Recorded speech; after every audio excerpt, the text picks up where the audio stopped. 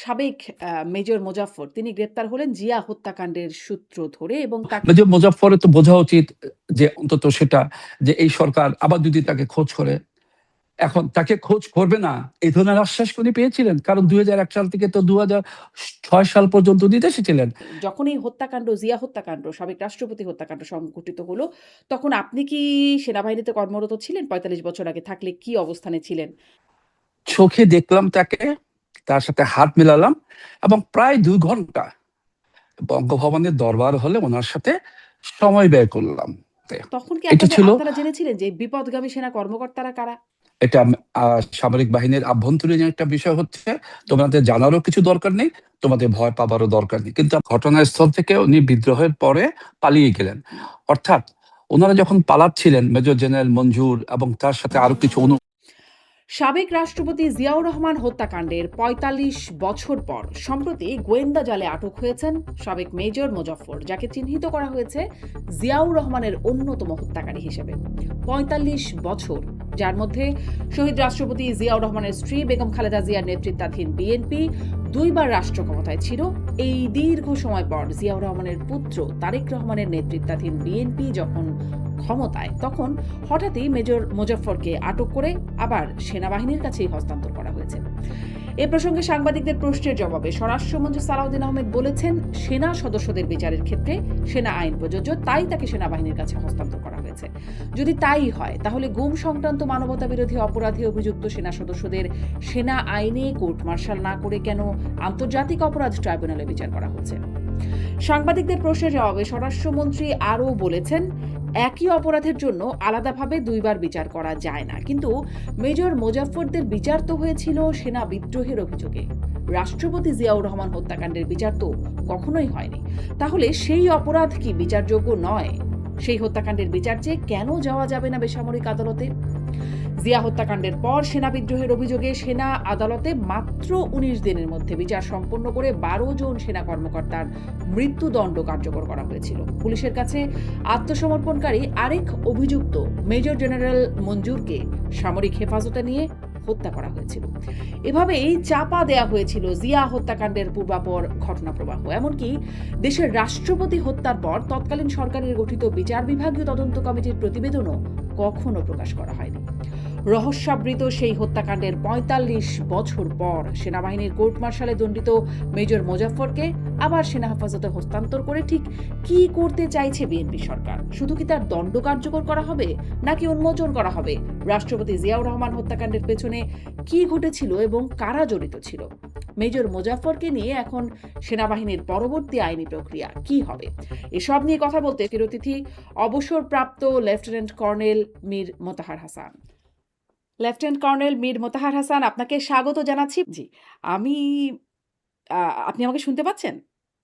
আমি আপনাকে শুনতে পাচ্ছি। আপনাকে অসংখ্য ধন্যবাদ আমাকে আপনার সাথে কানেক্ট করার জন্য। আপনাকেও ধন্যবাদ, আপনি যুক্ত হচ্ছেন, সময় দিচ্ছেন। যেই কথাটা নিয়ে খুব স্বাভাবিকভাবেই কথা বলতে চাই যে সম্প্রতি সাবেক মেজর মোজাফফর তিনি গ্রেপ্তার হলেন জিয়া হত্যাকাণ্ডের সূত্র ধরে এবং তাকে আ মূল হত্যাকারীদের অন্যতম হিসেবে তাকে অভিযুক্ত বা চিহ্নিত করা হচ্ছে। আমি আসলে সেই প্রসঙ্গ নিয়ে আপনার সাথে কথা বলতে চাই। আপনি সাবেক সেনা কর্মকর্তা, আ স আ আপনার অভিজ্ঞতা থেকে বা কতটুকু জেনেছেন, শুনেছেন, সেই সময় আপনি কি করেছেন সেই বিষয়গুলো শুনবো এবং বর্তমানে সেনা আমাদের মাননীয় স্বরাষ্ট্রমন্ত্রী যে বক্তব্য দিয়েছেন সেই গ্রেপ্তার এবং তাকে সেনা হেফাজতে পাঠানোর বিষয়, সেই বিষয়টি নিয়ে আপনার কাছে শুনবো। ১ম এ একটু প্রাসঙ্গিকতা বুঝবার জন্য আপনার মানে যখন এই হত্যাকাণ্ড, জিয়া হত্যাকাণ্ড, সাবেক রাষ্ট্রপতি হত্যাকাণ্ড সংঘটিত হলো, তখন আপনি কি সেনাবাহিনীতে কর্মরত ছিলেন? ৪৫ বছর আগে থাকলে কি অবস্থানে ছিলেন? আপনার অবস্থান কি ছিল? আপনাকে ধন্যবাদ। প্রথমেই আমি একটু বলতে চাই যে যাকে নিয়ে আজকে আলোচনা করবো, অর্থাৎ যার হত্যাকাণ্ড নিয়ে, আহ শহীদ রাষ্ট্রপতি মেজর জেনারেল জিয়াউর রহমান, ওনার সাথে আমার একটি সুখস্মৃতি আছে। আমি সেই স্মৃতি একটু রোমন্থন করতে চাই। প্রথমেই আমি তখন ছাত্র ছিলাম, সেটা ৭৮ সালের ঘটনা, 25শে আগস্ট। সেদিন আমার উচ্চ মাধ্যমিক পরীক্ষার ফলাফল বের হলো, কিন্তু আগে থেকে যেহেতু অনুষ্ঠানটা নির্ধারিত ছিল বঙ্গভবনে, সেহেতু ফলাফলের চেয়ে ওনার সাথে দেখা করাটা ছিল আমার কাছে গুরুত্বপূর্ণ। আমি একা নই, আমার সাথে আর বেশ কয়েকজন ছাত্রছাত্রী, যার উদ্দেশ্য ছিল উনি প্রায় মেধাবী ছাত্রছাত্রীদেরকে কিংবা সমাজের বিভিন্ন ক্ষেত্রে যারা বিতর্কে ভালো, বক্তৃতায় ভালো, লেখালেখিতে ভালো কিংবা খেলাধুলাতে ভালো, এই ধরনের ছাত্রছাত্রীদেরকে উনি উৎসাহিত করতেন। সেই দিক থেকে যেহেতু ৭৮ সালে আমি বিভিন্ন ক্ষেত্রে অর্থাৎ বক্তৃতায়, বিতর্কে, আবৃত্তি হুম। কিংবা অন্যান্য কিছু আইটেম সেগুলোতে জাতীয় মান অর্জন করার জন্য উনি আমাকেও তাদের মধ্যে থেকে বেছে নিলেন এবং আমাকেও সম্বর্ধনা যে তালিকা তৈরি করা হলো সেখানে অন্তর্ভুক্ত করেছিলেন। আমি গেলাম বঙ্গভবনে নির্ধারিত সময়ে, তরুণ একটা যুবক, ৭৮ সালের ঘটনা, বয়স কত হবে, ১৮-১৭ এরকম। চোখে দেখলাম তাকে, তার সাথে হাত মেলালাম এবং প্রায় ২ ঘন্টা বঙ্গভবনের দরবার হলে ওনার সাথে সময় ব্যয় করলাম। আমার জন্য অবশ্যই এটি একটি স্মৃতিরোমাঞ্চকর ঘটনা। তার কারণ আমরা অনেকেই ওনার রাজনীতি করছেন এখন, কিন্তু তাকে দেখেনি। হুম। কিন্তু আমি ওনার রাজনীতি করিনি, কিন্তু তাকে দেখেছি। এবং একজন সেনা কর্মকর্তাকে দেখার পরে হয়তো আমার মনেও তখন এসেছিল এরকম একজন সেনা কর্মকর্তা হওয়া যায় কিনা। এগুলো একটি ঘটনা। আরেকটি ঘটনা ১৯৮০ সালে যখন উনি রাষ্ট্রপতি এবং একদিন ইউনিভার্সিটিতে ওনার যাওয়ার কথা, উনি গেলেনও, কিন্তু অনেক বাধা বিপত্তি অতিক্রম করে তাকে যেতে হয়েছে, কিন্তু উনি ভয় পাননি। উনি ছাত্রদের মাঝে গিয়ে হাজির হয়েছিলেন। সেদিন আমি সেখানে উপস্থিত ছিলাম এবং দেখার সুযোগ হয়েছিল অকুতোভয় একজন সৈনিক কি করে একজন রাজনীতিবিদ হিসাবে ছাত্রদেরকে আহ ছাত্রদের সম্মুখীন হলেন এবং তাদের সাথে কথা বলে উনি আবার নির্বিঘ্নে ফিরে আসলেন। জি। আপনি আমি এই দুটো সুখস্মৃতি স্মৃতি জি, সুখস্মৃতি রোমন্থন করছিলেন। কিন্তু সেই নৃশংস আমি স্মৃতির আমি কথাটায় আসি। যে তখন আপনি আসলে কি অবস্থানে ছিলেন? আপনি কি তখন সেনা কর্মকর্তা মানে সেনাবাহিনীতে যোগ দিয়েছেন কিনা? আমি আসছি সেই কথায়। এরপরে আমি ১৯৮০ সালে যে ঘটনাটা বললাম, ৮০ সালেই আমি সেনাবাহিনীতে যোগ দেই। আমি সেনাবাহিনীতে যোগ দিই এবং উনি যখন শহীদ হন, হুম। ৮১ সালের ঘটনা, আমি তখন ইতিমধ্যেই সেনাবাহিনীতে যোগ দিয়ে বাংলাদেশ মিলিটারি একাডেমিতে ক্যাডেট হিসাবে প্রশিক্ষণ নিচ্ছিলাম। প্রশিক্ষণরত অবস্থায় আমরা খবর পেলাম, আমাদের তো খবর পাওয়ার কোনো মাধ্যম ছিল না। আমরা যেহেতু ক্যাডেট ছিলাম, আমাদের যারা প্রশিক্ষক ছিলেন আমাদেরকে ডেকে পাঠালেন একটা হলরুমে এবং ডেকে নিয়ে বললেন বাংলাদেশে এই ধরনের একটা ঘটনা ঘটেছে যেটা দুঃখজনক, এবং জানলাম উনি নিহত হয়েছেন বা শহীদ হয়েছেন কিছু বিপদগামী সেনা কর্মকর্তাদের হাতে। তখন কি এটা ছিল আপনারা জেনেছিলেন যে বিপথগামী সেনা কর্মকর্তারা কারা? তখন কি সেটি মানে আ এমন তো খুব যে গোপন বিষয় এরকমটা না। অনেকেই সেনাবাহিনীর কর্মকর্তারাই ছিলেন সেখানে মানে যুক্ত ছিলেন। ফলে তখন কি জেনেছিলেন যে কারা ছিলেন, কি ছিল অবস্থা? আর তখন জানার খুব একটা সুযোগ আমাদের ছিল না, কারণ তখন তো গণমাধ্যমের এই ধরনের ব্যাপকতা ছিল না। হুম। আর প্রশিক্ষক যারা থাকে, প্রশিক্ষণরত অবস্থায় যারা থাকে তাদের মিডিয়ার কাছে এক্সেসটা অত থাকবে না, তার কারণ তারা প্রশিক্ষণ নিয়ে ব্যস্ত থাকে। সুতরাং আমাদের জানার কোনো সুযোগ ছিল না। আমরা ডানে বামে গেজ করে যা শুনছিলাম, তখন আসলে এই ধরনের নামগুলো আমাদের কানে আসেনি বা আমাদের জানার সুযোগও ছিল না। তবে একদিন দেখলাম যে মিলিটারি একাডেমিতে উনি নিহত হওয়ার পরে একদিন মধ্যরাতে দেখলাম অনেক সামরিক বাহিনীর গাড়ি এসে একাডেমিতে ভরে গেছে। তো যেহেতু দেখলাম ওটা, আমরা ক্যাডেট, আমাদের মধ্যে একটু ভীতির সঞ্চার হলো।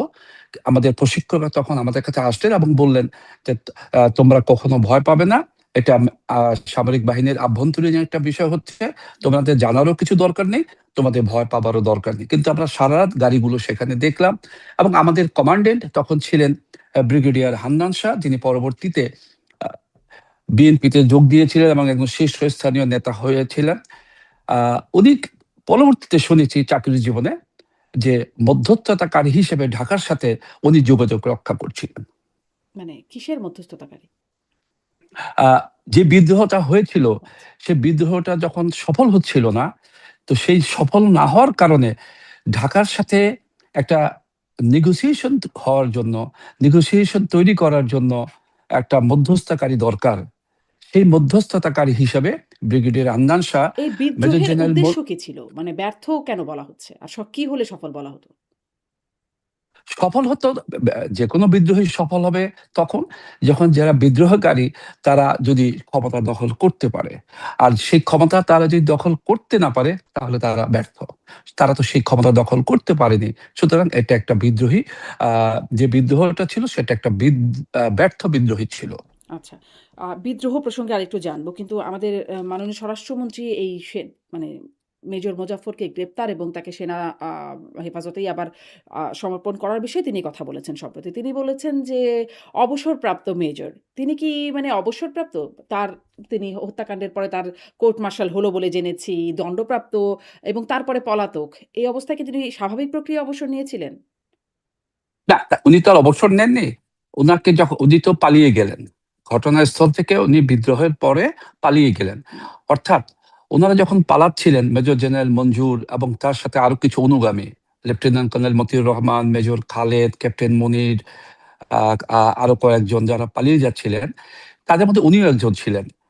পালাওয়ার পথে ওনারা যখন খাগড়াছড়ির কাছাকাছি গুইমারা নামক একটি জায়গায় পৌঁছালেন, পৌঁছাবার পরে ওখানকার স্থানীয় যে ক্যাম্পগুলো আছে, সামরিক বাহিনীর ক্যাম্প, তাদের দ্বারা তারা বাধাগ্রস্ত হয়। বাধাগ্রস্ত হওয়ার পরে কর্নেল মতি এটাকে নিগোশিয়েট করার চেষ্টা করে এবং এক পর্যায়ে উনি গুলি করেন আহ ইসের উপর, যারা বাধা দেয় তাদের উপর। এটা দেখে সৈনিকরা পাল্টা গুলি করে এবং ঘটনাস্থলেই আহ, কর্নেল মতি এবং আরেকজন অফিসার নিহত হয়। ওই অবসরে জেনারেল মঞ্জুর উনি আহ স্থান ত্যাগ করে পালাবার চেষ্টা করেন তার পরিবার সহ। হুম। মেজর মুজফ্ফরও সেখানে ছিলেন। উনি ওখান থেকে পালিয়ে যান। এই যে মেজর মুজফ্ফর পালিয়ে গেলেন, ধরা পড়ার আগ পর্যন্ত ওনার আর কোনো হদিস ছিল না। সুতরাং উনি পলাতক ছিলেন। হুম। যেহেতু উনি তাহলে কি উনি ৪৫ বছর, অবসরপ্রাপ্ত না চাকুরিচ্যুত? কি তিনি? নাকি মানে তার উনি স্ট্যাটাসটা কি? বরখাস্ত। উনি বরখাস্ত। উনি বরখাস্ত আচ্ছা। বরখাস্ত তাহলে কি মানে আমাদের মাননীয় স্বরাষ্ট্রমন্ত্রী এটা কি তার স্লিপ অফ টাং নাকি মানে তিনি কেন তাকে অবসরপ্রাপ্ত বলছেন? আসলে আমি এই ব্যাপারে মন্তব্য করব না, এটা ওনার স্লিপ অফ টাং কিনা। সত্যটা হচ্ছে উনি বরখাস্ত। আচ্ছা। তারপরে তিনি মানে উ আ আমরা যেটা দেখেছি মানে জেনেছি আরকি পরবর্তীতে যে সেই ঘটনার একটা আ যেটা কোর্ট মার্শাল হয়েছিল সেখানে ১২ জনকে মৃত্যুদণ্ড দেয়া হয়েছিল। মাত্র ১৯ দিনের একটা বিচার সম্পন্ন করে ১২ জনকে মৃত্যুদণ্ড দেয়া হয়েছিল। মেজর মোজাফফর সহ হয়তো একাধিক পলাতকও ছিলেন সেখানে। আম আম আম স্বরাষ্ট্রমন্ত্রী বলছেন যে যেহেতু সেনা কর্মকর্তার বিচার সেনাবাহিনীর আ মানে আইন প্রযোজ্য হবে। আ এই বিষয়টা আসলে কি বলবেন? মানে তাকে আসলে সেনাবাহিনীর কাছেই সমর্পণ করা হলো, সেনা আদালতেই তার বিচার হতে হবে। বিষয়টা কি মানে সেনাবাহিনীর বিষয়টা কি এরকমই? আমি একটু বলি, সেনাবাহিনীর একটা নিয়ম আছে। নিয়মটা হচ্ছে উনি কিন্তু পালিয়ে গেলেন। তো পালিয়ে যাওয়ার কারণে একটা অফিসার কিংবা ইভেন সৈনিক যখন পালিয়ে যায়, তার জন্য অপেক্ষা করা হয় একটা নির্দিষ্ট সময় পর্যন্ত, ৬০ দিন, 60 ডেজ। এই সময়ের মধ্যে সে অফিসার কিংবা সৈনিক যদি ফিরে না আসে, তখন তাকে ডেজার্টার ঘোষণা করা হয়, অর্থাৎ পলাতক। অর্থাৎ তারপরে তখন তার নামে ওয়ারেন্ট বের হয় এবং সেই ওয়ারেন্ট বিভিন্ন থানায় চলে যায় যে তাকে যদি আপনারা পান, তাকে গ্রেপ্তার করে সামরিক বাহিনীর কাছে হস্তান্তর করবেন। এটা হচ্ছে নিয়মের কথা। হুম, সেই নিয়ম ধরেই মেজর মুজাফফরকেও পলাতক ঘোষণা করা হয়েছিল, যেহেতু উনি কর্মস্থলে অনুপস্থিত ছিলেন। ৬০ দিনের বেশি যখন পার হয়ে গেল, তখন তাকে ডেজার্টার ঘোষণা করে দেওয়া হলো। এখন যেহেতু সে ধরা পড়েছে, সামরিক বাহিনীর নিয়ম অনুযায়ী সে বরখাস্ত হোক আর যাই হোক, সে তো ডেজার্টার। সুতরাং সামরিক বাহিনীর কাছে তাকে হস্তান্তর করতে হবে, এটা নিয়মের একটা অংশ। সেই ধারাবাহিকতায় মেজর মুজাফফরকে সেনাবাহিনীর কাছে বা সামরিক বাহিনীর কাছে হস্তান্তর করা হয়েছে এবং তাকে একটা নির্দিষ্ট প্রক্রিয়ার মধ্য দিয়ে যেতে হবে তার এই ফর্মালিটিস গুলো পুরো করার জন্য। এটা হুম। করতে গিয়ে এখন তাকে যদি ইন্টারোগেশন করা হয়, জিজ্ঞেস করা হয় কোনো কথা, সেটা হচ্ছে তদন্তেরই একটা অংশ, কারণ আচ্ছা। তাকে তো ডেজার্টার কিন্তু ঘোষণা জি, করতে হবে ঘোষণা করতে হবে। অফিসিয়ালি। মানে কিন্তু এই যে সেনাবাহিনীর কাছে হস্তান্তর করতে হবে তার বিচার মানে মাননীয় স্বরাষ্ট্রমন্ত্রী যেটা বলছেন যে সেনাবাহিনীর সদস্যদের বিচার সেনা আইনেই হতে হবে। তারই একটা ব্যাখ্যা আপনার কাছ থেকে শুনছিলাম। কিন্তু ধরেন সম্প্রতি যে গুম সংক্রান্ত অপরাধে তাদেরকে তো সবাইকে তো আসলে আন্তর্জাতিক অপরাধ ট্রাইব্যুনালেই তাদের বিচার করা হচ্ছে। সেখানে তো আ সেনাবাহিনীর কর্মকর্তারা ফলে সেনা আইনে বিচার করতে হবে। এই আইনটা খাটলো না কেন তাদের বেলায়? প্রেক্ষাপটটা কিন্তু ভিন্ন। প্রেক্ষাপটটা হচ্ছে, আমি আবারও বলছি, মেজর মুজাফফর পালিয়ে গিয়েছিলেন। হুম, পালিয়ে গিয়ে যাওয়ার পরে ধরা পড়েছেন। ধরা পড়ার পরে তাকে ডেজার্টার ঘোষণা করা হয়েছে, যেহেতু হুম। সেটার অফিসিয়াল কার্যক্রম সঠিক করার জন্য তাকে দরকার সেনাবাহিনীর। এবং সেই কারণেই এটা নিয়মের মধ্যেই পড়ে। সে কারণেই মেজর মুজাফফরকে সেনাবাহিনীর কাছে হস্তান্তর করা হয়েছে এবং একটা প্রক্রিয়ার মধ্য দিয়ে এই প্রক্রিয়াটা সম্পন্ন করা হবে যে উনি বরখাস্ত এবং পলাতক ছিলেন, তাকে পাওয়ার পরে এই প্রক্রিয়াটা সম্পন্ন হলো। এখন যেহেতু উনি একজন খুনি হিসেবেও চিহ্নিত, সেহেতু আমরা হয়তো এই প্রশ্নটা তুলছি যে কেন সেনাবাহিনীর কাছে দেওয়া হলো। সেনাবাহিনীর কাছে তাকে দেওয়া হলো প্রাথমিক কারণ হচ্ছে উনার উনি পলাতক ছিলেন। দ্বিতীয়ত যখন নাকি ওই কার্যক্রম চলছিল, অর্থাৎ জেনারেল জিয়াউর রহমানের হত্যাকাণ্ডের পরে যে সামরিক আদালত গঠন করা হয়েছিল, সেখানে অনেকেরই বিচার হয়েছে এবং বিভিন্ন ধরনের সাজা হয়েছে। তার মধ্যে কিন্তু মেজর খালিদ এবং মেজর মোজাফফর এই দুজনও ছিলেন। কিন্তু মেজর খালিদ পালিয়ে যায়, মেজর মোজাফফর পালিয়ে যায়, যার ফলে তাদের বিচার সম্পন্ন করা যায় না।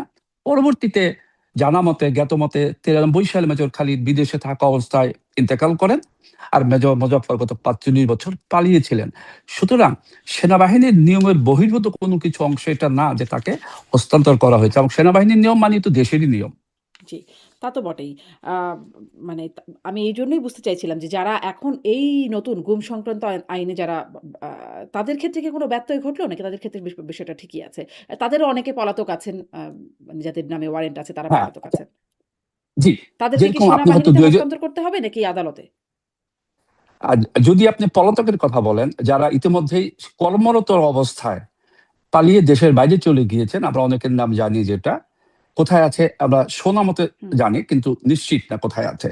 তারা যদি কখনো দেশে ফিরে আসে স্বেচ্ছায়, কিংবা তাদেরকে ধরে নিয়ে আসা হয়, তখন তাদেরকে কিন্তু প্রাথমিক যে আহ, সাজাটা, হুম, প্রাথমিক যে প্রক্রিয়াটা সেনাবাহিনীর মাধ্যমে করতে হবে। তার কারণ 60 দিনের অধিক হয়ে গেলে তাকে ডেজার্টার ঘোষণা করা হয়। তাদের ডেজার্টার ইতিমধ্যেই ঘোষণা করা হয়েছে, এবং ফিরে আসতে তাদেরকে সেনাবাহিনীর নিয়মের মধ্য দিয়েই যেতে হবে।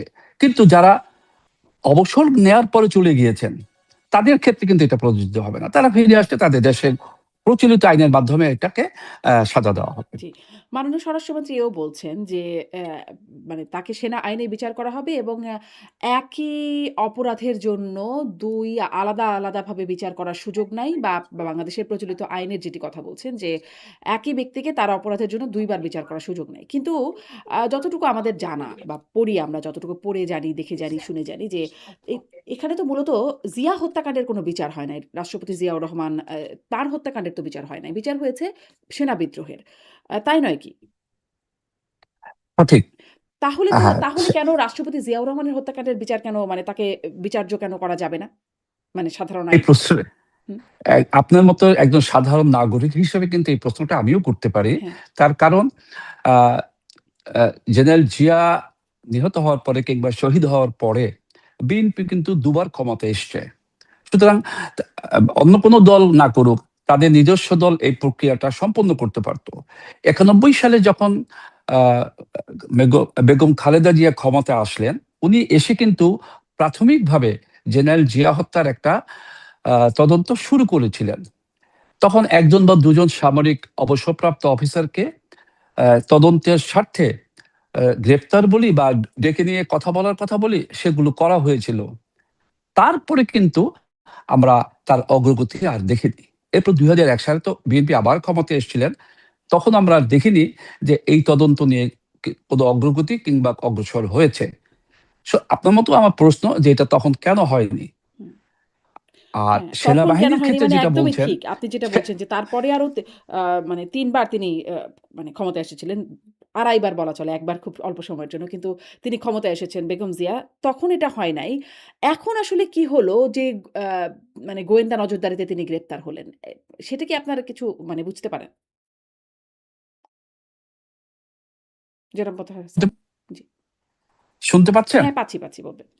আচ্ছা, আপনি যে প্রশ্ন করলেন যে এরপরে কেন এটা হয়নি, এটা আসলে ৩ বার বলবো না, ২ বার। হুম, ২০০১ সাল, আচ্ছা। আর ওদিকে ছিল 1991 সাল, মাঝখানে 96 সালে ৯৬ তো অল্প সময়ের জন্য। হুম, প্রশ্ন হচ্ছে যে সেনা বিদ্রোহ যেটা হয়েছিল এটা একেবারে ঠিক ছিল, কারণ তারা জেনারেল জিয়াকে হত্যা করেছে। কিন্তু হত্যা করার সময় তো তারা সরকারের বিরুদ্ধে বিদ্রোহ ঘোষণা করেছে। তাদের উদ্দেশ্য ছিল বিপ্লবী পরিষদ গঠন করা।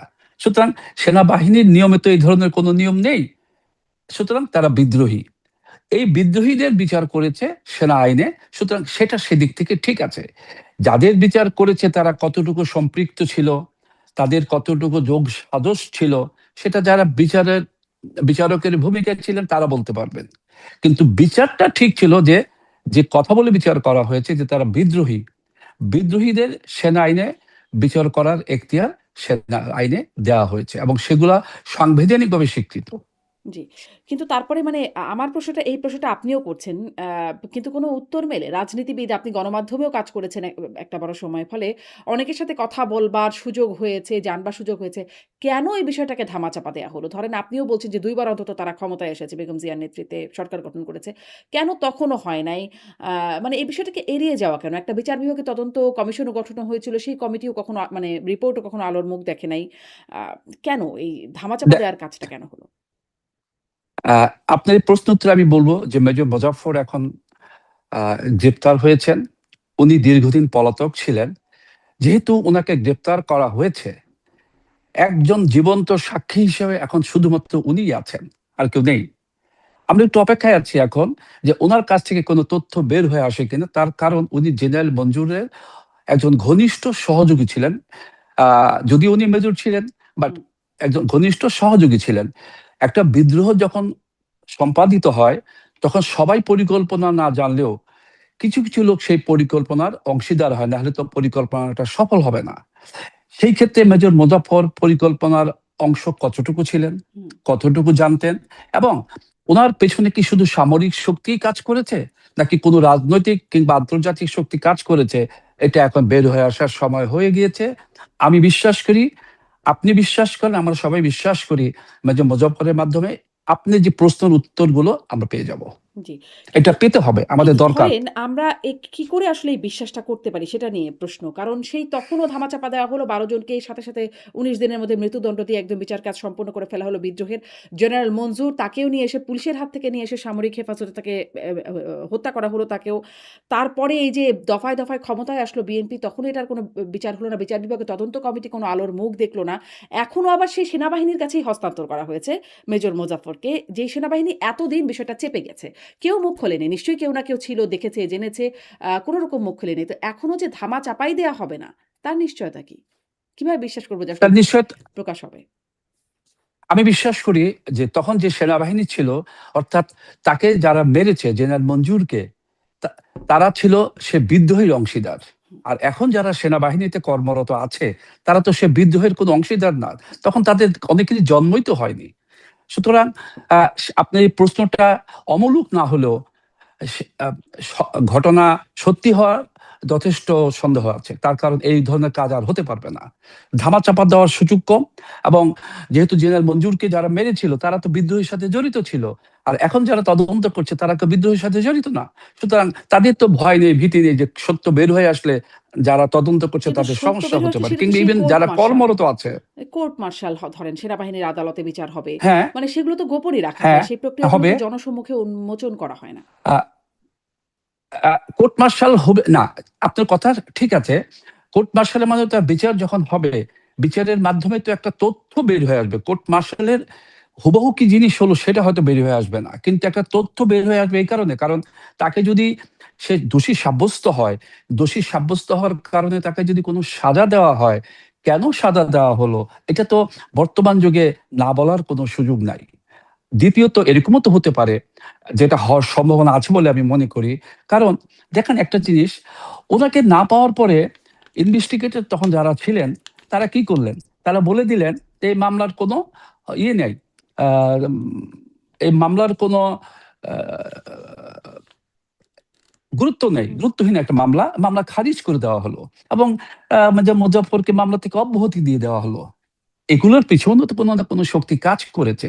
তখন সেনা পর্যায়ে যারা তো আহ ধরেন সেই নেতৃত্বে শক্তিগুলো ছিলেন। যে এখন কাজ করছে না। মানে বারবার প্রশ্নটা এখানে আসে কারণ কি? এতবার এই বিষয়টাকে ধামাচাপা দেওয়ার চেষ্টা হয়েছে।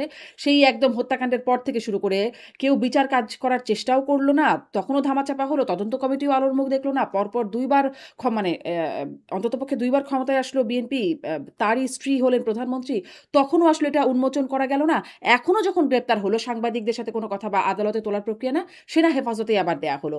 মানে সেখানেও ঠিক ততটুকুই বক্তব্য আসবে যতটুকু আর্মি প্রকাশ করতে চাইবে, সেনাবাহিনী প্রকাশ করতে চাইবে। তার বাইরে তো আসবে না। আপনি ঠিক বলেছেন। যেটা হয়নি 91 সালে বা 2001 সালে, সেটা কিন্তু এবার 2026 সালে এসে হয়েছে। অর্থাৎ যেহেতু যে দোষী কিংবা খুনি হিসাবে চিহ্নিত সে গ্রেপ্তার হয়েছে, এবার কিন্তু এড়িয়ে যাওয়ার সুযোগ একেবারেই নাই। কারণ খুনি হিসেবে যারা চিহ্নিত ছিল, দোষী হিসেবে যারা চিহ্নিত ছিল, তারা কিন্তু ধরা পড়েনি। মেজর মোজাফফর ধরা পড়েছে, সে পালিয়েছিল। সুতরাং এবার কিন্তু মেজর মোজাফফরের থেকে আমরা তথ্য পাবো না, জাতি জানবে না, এ ধরনের সুযোগ অবশ্যই কম, কিন্তু ধরা অবশ্যই কম। পড়েছেন মাত্র একজন, মেজর মোজাফফর। বাকিদের তো মৃত্যুদণ্ড তখন কার্যকর করে ফেলা হলো। আরেকজন হয়তো পলাতক আছেন, তিনিও কি অবস্থায় আছেন জানা যায় না এবং তাদেরও অনেক বয়স। তাদের স্মৃতির না, আমি হুম, না, আমি আপনাকে বলেছি মেজর খালিদের কথা। হ্যাঁ। জ্ঞাতমতে উনি ইন্তেকাল করেছেন 93 সালে। তার মানে সুতরাং জীবন্ত সাক্ষী একমাত্র। একজনই আছে, মেজর মুজাফফর। তো হ্যাঁ, তিনি একমাত্র। যদি এখন সুতরাং সঠিক আমরা কথা এখন না তার বলেন ধরেন, হ্যাঁ? মানে যেহেতু তাকে ক্রস চেক করার সুযোগ নাই, তাহলে কিভাবে আসলে সত্য উন্মোচিত হবে?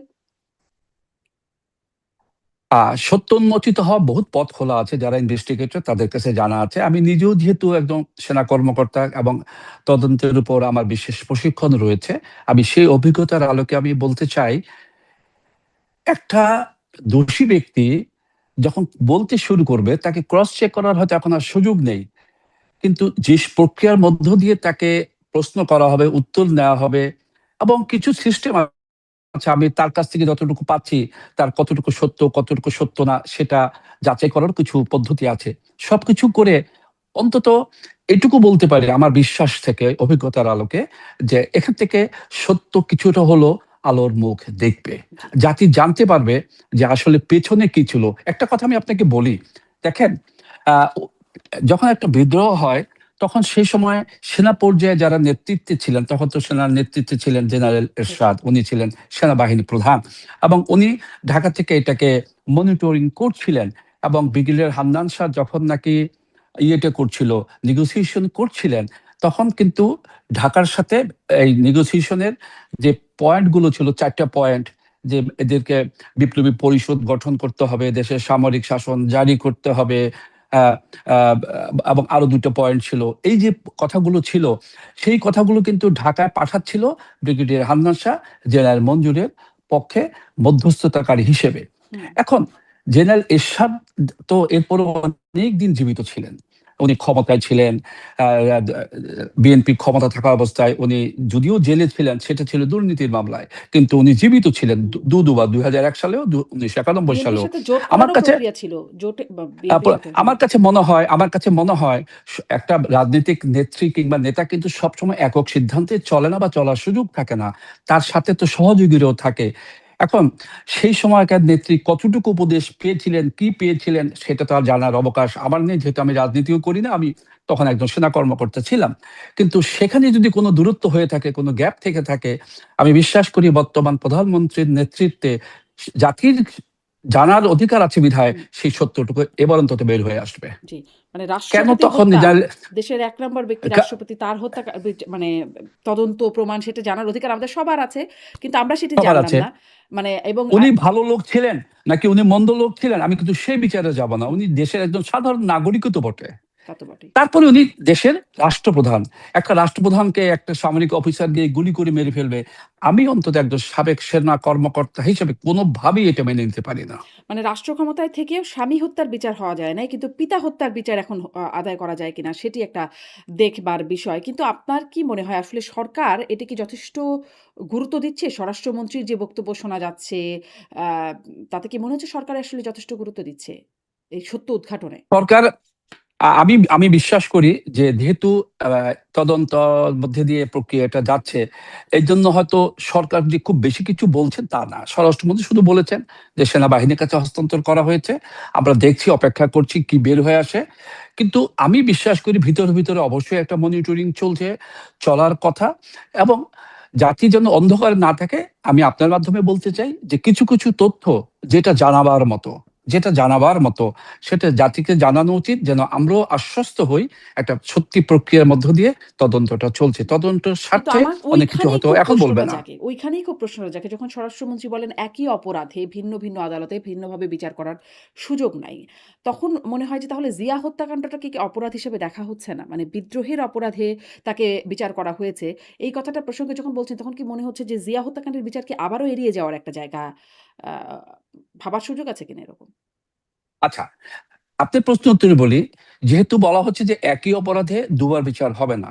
যদি মেজর মুজাফফর, যেহেতু আমরা জানি উনি খুনি হিসেবে চিহ্নিত, এটা আমরা ইতিমধ্যেই জানি। হুম। সুতরাং সেনাবাহিনীর প্রক্রিয়ার মধ্যে দিয়েও যদি তার বিচার কার্য সম্পন্ন হয় এবং সেখানে বিচারের যে সাজাটা হবে সেটা আমরা জানি না। সেই সাজাটাও যদি হয়ে যায়, তাহলে কি দ্বিতীয়বারের মতো বিচারের আর কোনো দরকার আছে? হুম। কিন্তু ধরেন তার যে বিচার হয়েছিল সেখানে তো তিনি মৃত্যুদণ্ডপ্রাপ্ত ছিলেন না, ছিলেন কি? তার যে বিচার হয়েছিল তখন তো উনি পলাতক ছিলেন। হ্যাঁ, কিন্তু রায় উনি তো সেখানে হয়েছিল। রায় হয়েছিল, সেখানে তার রায়ের উনি অংশীদারি ছিলেন না। আপনি প্রশ্ন করতে পারেন যে রায় তো তার বিরুদ্ধে যায়নি।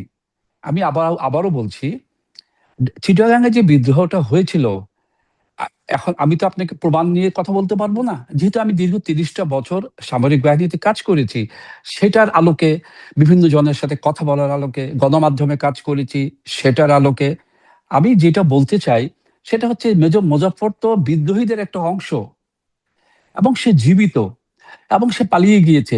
বিদ্রোহের বিচারের সাথে যারা জড়িত ছিল, অর্থাৎ যাদেরকে দিয়ে বিচার কাজ সম্পন্ন করা হয়েছে, তারাও যে প্রভাবান্বিত হয়নি, এটিই বা বুঝি কি করে? সে প্রভাবান্বিত হওয়ার কারণেই হয়তো উনার কিছু হয়নি। কিন্তু এখন যেহেতু উনি ধরা পড়েছেন, এখন প্রভাবান্বিত হওয়ার সুযোগ কম। আমি সে বিশ্বাস থেকেই মনে করি এবার মেজর মুজাফফরের নিষ্কৃতি পাওয়ার সুযোগ বলতে গেলেই নেই। সত্য বের হবেই এবার। হুম। মানে ধরেন এর আগেও আপনার সাথে সম্ভবত আপনার সাথে এই প্রসঙ্গে কথা হয়েছে যে ১/১১ র যারা অপরাধী হিসেবে চিহ্নিত হচ্ছেন, সাবেক সেনা কর্মকর্তারা, শীর্ষস্থানীয় সেনা কর্মকর্তারা যারা গ্রেপ্তার হয়েছেন, তারাও অন্যান্য বিভিন্ন মামলায় গ্রেপ্তার হয়ে আছেন। ১/১১ র সাথে সম্পৃক্ত যেই অপরাধগুলো বা তারেক রহমানকে খোদ নির্যাতন করবার যে অপরাধ, এটি নিঃসন্দেহে একটি অপরাধ হবার কথা। কিন্তু সেই মামলায় তারা গ্রেপ্তার না। তারা অন্যান্য মামলায় গ্রেপ্তার হয়েছেন। মেজর এই যে মোজাফফর যার কথা বলছি, তিনিও বিদ্রোহের মামলায় বা মামলা তো না, কোর্ট মার্শালে তার সাথে সেই বিচার হয়েছে। আ ফলে ভিন্ন দিক থেকে এঁকে বেঁকে এসে আসলে মানে ঠিক জায়গাটায় ক্লিক করা হচ্ছে না। বিষয়টা কি এরকম দেখা যাচ্ছে আ কিনা? আন না, ১/১১ র প্রেক্ষাপট আর জেনারেল জিয়ার হত্যাকাণ্ড ২ টা ২ প্রেক্ষাপট। তা তো বটেই। ১/১১ ১/১১ প্রেক্ষাপট কিন্তু আ বিদ্রোহ ঘোষণা করে। বিদ্রোহী হয়নি কেউ। হুম। কেউ মার্শালও জারি করার জন্য বিদ্রোহ করেনি। সামরিক দেশে জরুরি অবস্থা ঘোষণা হয়েছিল, এটা করেছিলেন রাষ্ট্রপ্রধান। তদানীন্তন রাষ্ট্রপ্রধান আ জনাব ইয়াজউদ্দিন আহমেদ। সুতরাং সেটা ছিল আ সাংবিধানিকভাবে বৈধ। কিন্তু আমরা হয়তো প্রক্রিয়াটাকে কি হয়েছিল, নেপথ্যে কি ছিল সেটা বের করেছি এখন। আর জেনারেল জিয়াকে যে হত্যাকাণ্ডটা করা হয়েছে সেটা তো কোনোভাবেই বৈধ না। সেনাবাহিনীর কিছু বিপথগামী অফিসার তারা বিদ্রোহ করেছে, রাষ্ট্রপ্রধানকে হত্যা করেছে। সুতরাং আসলে এটার সাথে ওটা মেলাবো না। কিন্তু দুটোই ভালো কাজ না। হুম। সবচেয়ে নিন্দনীয় কাজ হচ্ছে একজন রাষ্ট্রপ্রধানকে গুলি করে হত্যা করা। এটার বিচার হতে হবে এবং আমি বিশ্বাস করি হবে। তবে একটা প্রশ্ন হতে পারে এখন, এই মেজর মুজাফফর গত ৪৫ বছর দেশে আসেননি কিংবা এসেছেন কিনা? আসলে কিভাবে আসলেন? উনি কোথায় ছিলেন? কিভাবে থাকতেন? যতটুকু শুনেছি, জেনেছি, খবর পেয়েছি যে উনি ৯৬ সাল বা ৯৭ সাল পর্যন্ত দেশের বাইরেই ছিলেন। ৯৮ সাল থেকে উনি দেশে আসেন, থাকতে শুরু করেন এবং আজ অবধি উনি দেশে ছিলেন। প্রশ্নটা হচ্ছে, যদি উনি ৯৮ সালে দে দেশে ফিরে আসেন, ৯৮ সাল থেকে ২০০১ সাল পর্যন্ত একটা সরকার ছিল। যদি সেই সরকারের ছত্রছায়া উনি পেয়ে থাকেন, ঠিক আছে। ২০০১ সাল থেকে তো ২০০৬ সাল পর্যন্ত আবার অন্য একটি সরকার ক্ষমতায় ছিল, যেটা ছিল জেনারেল জিয়ারেরই গঠনকৃত দল। সেই সময়টায় উনি কি করে দেশে থাকেন, সেই সময়টায় আপনার গোয়েন্দা সংস্থাগুলো কি করেছে, এগুলো একটু দেখা দরকার বলে আমি মনে করি। এগুলা মনে এইজন্য করি, ভবিষ্যতের জন্য যেন এগুলো শিক্ষা হয়ে থাকে। এরপরে আবার যখন ২০২৬ সালে ফেব্রুয়ারিতে বর্তমান সরকার ক্ষমতায় আসলেন, তো মেজর মুজাফফরের তো বোঝা উচিত যে অন্তত সেটা, যে এই সরকার আবার যদি তাকে খোঁজ করে, এখন তাকে খোঁজ করবে না এই ধরনের আশ্বাস উনি পেয়েছিলেন। কারণ ২০০১ সাল থেকে তো ২০০৬ সাল পর্যন্ত উনি দেশে ছিলেন জানা জানা মতে। তাহলে ২০২৬ সালে এসে হয়তো উনি ওই ধারণা থেকেই দেশে থেকে গিয়েছেন। কিন্তু বিচারের বাণী তো নীরবে নিভৃতে কাঁদে। বিচার হয়তো তার পক্ষে আর যায়নি কোনো কিছুই এবং উনি ধরা পড়েছেন। এই তথ্যগুলো, এই যে প্রশ্নগুলো করলাম, এগুলো কিন্তু এখন বের হয়ে আসার সময় হয়েছে। আমি বিশ্বাস করি এগুলো বের হয়ে আসলে এর পিছনে কোনো আন্তর্জাতিক শক্তি তো পরের কথা, রাজনৈতিক আভ্যন্তরীণ কোনো শক্তি কাজ করেছে কিনা সেটা অন্তত জাতি জানতে পারবে। জি। যেই বিশ্লেষণগুলো এর মধ্যে আপনিও নিশ্চয়ই শুনেছেন গণমাধ্যমে অনেক কথা হচ্ছে এটা নিয়ে। মানে অনেক বিশ্লেষকরাই বলছেন সাবেক সেনা কর্মকর্তা থেকে শুরু করে যারা বিশ্লেষণ করছেন, বলছেন অনেকেই যে এই হত্যাকাণ্ডের সাথে তৎকালীন সেনাপ্রধান জেনারেল এরশাদ তিনি জড়িত। তার সম্পৃক্ততার কথা পরবর্তীতে আওয়ামী লীগের মানে আওয়ামী লীগের সম্পৃক্ততার কথাও কেউ বলছে। আবার ভারতীয় গোয়েন্দা সংস্থা রয়ের নাম উচ্চারিত হচ্ছে। এগুলো নিয়ে আপনার কি মন্তব্য? মানে এই বিশ্লেষণগুলো নিয়ে? আসলে কি আপনার মতো কিন্তু আমিও, আপনি যেরকম আপনিও তো একজন গণমাধ্যম কর্মী। আপনিও দীর্ঘদিন ধরে কাজ করছেন। আপনিও বিভিন্ন সময় বিভিন্ন লোকের সাথে যোগসূত্রের কারণে অনেক কিছু জেনেছেন। আর আমি গণমাধ্যমে কাজ করেছি, একই সাথে সেনাবাহিনীতেও কাজ করেছি। আমার ২ টার সম্মিলনে যে কথাটা বলবো, তৎকালীন সেনাপ্রধান জেনারেল এরশাদের একটা সম্পৃক্ততার কথা, সেটা আমি যখন ক্যাডেট হিসেবে একাডেমিতে ছিলাম হয়তো বুঝতাম কম, শুনেছি। তারপরে সেনাবাহিনীতে চাকরি শুরু করলাম। দীর্ঘ ৩০ বছর শুনেছি। কিন্তু কাউকে হত্যাকারী বলতে হলে তার বিরুদ্ধে তো অপরাধ অপবাদ আনতে হবে, চার্জ গঠন করতে হবে, তদন্ত করতে হবে। আমি তো সেটাই বললাম।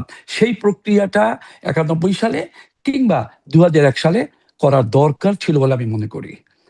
যার কারণে এখন আমি নিশ্চিতভাবে বলতে পারছি না যে উনি হত্যাকারী ছিলেন। হুম। আসলে উনি তো হত্যাকারী ছিলেন না, এটা সত্য কথা, কারণ উনি ছিলেন ঢাকায়, ঘটনাস্থলে ছিলেন না। কিন্তু বিদ্রোহীকে যারা উস্কে দেয়, প্ররোচনা দেয়, প্ররোচিত করে, তাদেরকেও কিন্তু সাজা দিতে হয় বা তাদেরও সাজা হয়। তো জেনারেল এরশাদ যে সেটা ছিলেন না, এটা বলা যাবে না। তার কারণ উনি তখন সেনাপ্রধান ছিলেন। আর আরেকটা কথা হচ্ছে, আমি তো বারবার বলছি, মেজর মোজাফফর তার পিছনে কোনো রাজনৈতিক শক্তি কাজ করেছে কিনা সেটা এখন দেখার দরকার আছে। কারণ উনি ৯৬ সালে দেশে ফিরে আসেন বা ৯৭ সালে। তারপরে দীর্ঘ সময় ধরে উনি দেশে অবস্থান করছেন। উনি কেন, কোন শক্তির বলে একজন পলাতক আসামি যত যতই ছদ্ম আবরণে থাকুক না কেন দেশে ছিলেন, এটাও বের করতে হবে। ইনভেস্টিগেশনের কিছু নিয়ম আছে তো, হ্যাঁ? কে, কারা, কখন, কোথায়, কিভাবে, কখন, কারা, কি, এই উত্তরগুলো বের করেন। আপনি মেজর মোজাফফর কতটুকু সম্পৃক্ত ছিল হয়েছে, জাতি বিস্তারিত জানতে পারবে। জি। আর এই যে আমরা সবসময় শুনি দেশপ্রেমিক সেনাবাহিনী, সুশৃঙ্খল সেনাবাহিনী। কিন্তু আ এই বক্তব্যটার মধ্যে কি আসলে ভুল আছে? আপনিও নিজেও সাবেক সেনা কর্মকর্তা। ধরেন আমাদের ব মানে ২ জন রাষ্ট্রপতি নিহত হলেন সেনা কর্মকর্তাদের হাতে। এসব বিপথগামী সেনা কর্মকর্তা। একাধিকবার সেনা কূ হচ্ছে এরপরেও। তারপরে মানে ওই রাষ্ট্রপতি জিয়াউর রহমান হত্যাকাণ্ডের পর তো আরো অনেকগুলো হত্যাকাণ্ড হয়ে গেল তার পরপর। আ ফলে মানে এই বাহিনীটা কি খুব সুশৃঙ্খল বাহিনী? অত্যন্ত, আমি বলবো অত্যন্ত সুশৃঙ্খল বাহিনী। কেন বলবো এই কথাটা? কারণ হচ্ছে আমি নিজে কিন্তু দেশে না, আমি বিদেশে ৩ বছর কাজ করেছি জাতিসংঘ শান্তিরক্ষী বাহিনীতে, এবং বাংলাদেশ সেনাবাহিনী জাতিসংঘ শান্তিরক্ষী বাহিনীতে কন্ট্রিবিউটিং কান্ট্রি হিসেবে ১ নম্বর থাকে। হুম। এবং এমনও সময় গিয়েছে যে জাতিসংঘ বাংলাদেশের কাছে আরো সৈনিক চেয়েছে, আমরা দিতে পারিনি। এটার একটাই কারণ, বাংলাদেশ অত্যন্ত সুশৃঙ্খল একটা বাহিনী, সেনাবাহিনী বা সশস্ত্র বাহিনী। হুম। যা এরকম দেশের বাইরে প্রত্যেকটি যা আ সুশৃঙ্খল আ আ না, দেশের বাইরে না, না, না, সুশৃঙ্খল, আমি আমি দেশের ভেতরে ঠিক না? না, না, না, না, না, আমি আপনার উত্তর দিচ্ছি। বাহিনীতে পথগামী এবং বিপথগামী এটা সবসময় থাকবে। সংখ্যার আলেখ্যে সংখ্যার আলেখ্যে বিপথগামী সংখ্যাটা অত্যন্ত কম। কিন্তু বিপথগামী যারা হয় তাদেরকে ধরারও তো একটা সুযোগ আছে আমাদের। আমাদের কিছু গোয়েন্দা সংস্থা আছে। তো সেখানে তাদের ব্যর্থতা আছে কিংবা ছিল কিনা সেটাও খতিয়ে দেখা দরকার। তবে যতটুকু জানি, জেনারেল জিয়া যখন চিটাগাং যখন গিয়েছিলেন, তখন গোয়েন্দা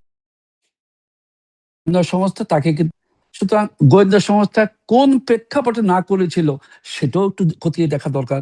তাদের কাছে কি তথ্য ছিল সেটাও খতিয়ে দেখা দরকার।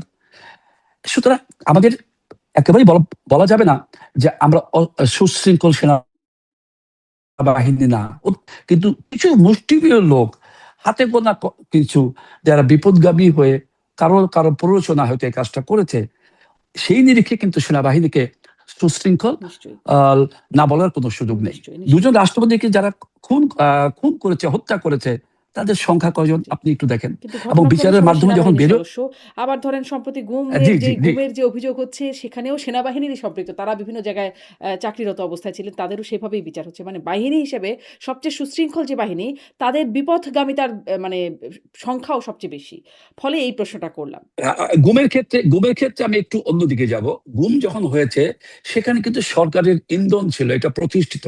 সুতরাং যেখানে সরকারের ইন্ধন থাকে সেখানে বাহিনীর যারা সদস্য থাকে, আমি বিশ্বাস করি তাদের অস্বীকার করার সুযোগ ছিল। কারণ এই যখন নাকি বলা হয়েছে গুম করো, এটা একটা আনলফুল কমান্ড। সেনা আইনে বলা আছে অবজ্ঞা করতে পারি, কিন্তু হয়তো বা তখন তারা চিন্তা করেছে এটা আমি যদি অবজ্ঞা করি, আমি তো জেনে গিয়েছি যেটা করতে হবে, তখন আমাকে না আবার গুম করে ফেলে। হয়তো মনের ভিতরে এটাও কাজ করেছে। সুতরাং আসলে অনেক সময় ঘটনার প্রেক্ষাপটে ইচ্ছে না থাকলেও অনেক সিদ্ধান্ত মানুষকে নিতে হয় যেটা তার বিরুদ্ধেই যায়, অর্থাৎ হুম, তার মনের বিরুদ্ধে। খুন করেছে তারা সেটা করেছে কিনা যেহেতু আমি জানি না, বাট আমার ধারণা হয়তো এরকমটা হতে পারে। কিন্তু যারা খুন করেছে তারা কিন্তু একেবারে আহ, কেন খুন করেছে এটা এখন বের হয়ে আসবে মুজফ্ফরের এর তদন্তের মাধ্যমে। কিন্তু ওটা দিয়ে কিন্তু একটা বাহিনীকে বিচার করার কোনো সুযোগ নেই যে এই বাহিনী, সশস্ত্র বাহিনীরা কি সুশৃঙ্খল নাকি তাদের শৃঙ্খলাজনিত কোনো সমস্যা আছে। আমি বিশ্বাস করি বাংলাদেশ সেনাবাহিনী যারা সুশৃঙ্খল তারা সবসময় সুশৃঙ্খল থাকে। কিন্তু ঘটনার পরিপ্রেক্ষিতে হয়তো আপনার এই প্রশ্নটা। জি, নিশ্চয়ই। অনেক ধন্যবাদ লেফটেন্যান্ট কর্নেল মীর মোতাহার হাসান আপনাকে যুক্ত হবার জন্য। নিশ্চয়ই এইটা আমাদের একটা বড় জায়গা যে এতদিন যেটা বারবার ধামাচাপা পড়ে গেছে বাংলাদেশের রাষ্ট্রপতি হত্যাকাণ্ড, সেটি এখন যদি কিছুটা আলোর মুখ দেখে আমরা যদি জানতে পারি যে বিষয়টা আসলে কি হলো। আমি শুধু আপনার মাধ্যমে একটা কথা বলতে চাই সামারি করার জন্য, যে আমাদের এই তদন্তের মাধ্যমে বের হয়ে আসা উচিত এখানে কোনো রাজনৈতিক শক্তি, অর্থাৎ কোন শক্তি কাজ করেছে, হুম, আভ্যন্তরীণ দলেরও কেউ কাজ করেছে কিনা, কেন এতদিন উনি পালিয়ে থাকতে পারলেন, কেন উনি 96 সালের পর থেকে দেশে থাকা সত্ত্বেও আমরা তাকে ধরতে পারলাম না, সেখানে কারো ইন্ধন ছিল কিনা। হুম, আর আন্তর্জাতিক কোনো শক্তি যদি কাজ করে থাকে তবে তারা কারা ছিল, এই সত্য দেখার অপেক্ষায় পুরো জাতি এখন অপেক্ষা করছে। নিশ্চয়ই। অনেক ধন্যবাদ। ধন্যবাদ যুক্ত হবার জন্য। আপনাকে অনেক ধন্যবাদ, ভালো থাকবেন। দর্শক সবাই আপনাদের সবাইকে অনেক ধন্যবাদ।